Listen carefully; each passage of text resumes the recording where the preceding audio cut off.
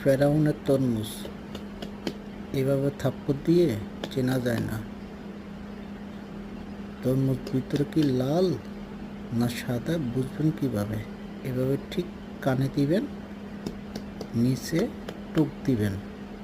টুক দিবার পরে কানে অনেক বেশি দূরে শব্দ যাবে, তখন হয়তো বুঝতে পারবেন আপনার তরমুজটা সম্পূর্ণটা লাল হবে।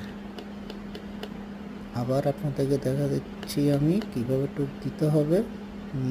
আমার কাছে মনে হয় এটা লাল হবে।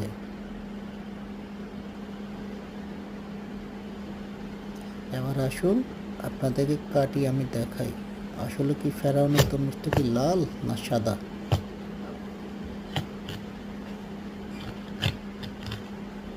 ওরে ভাই, ফেরাউন তো লাল, পুরাটাই লাল।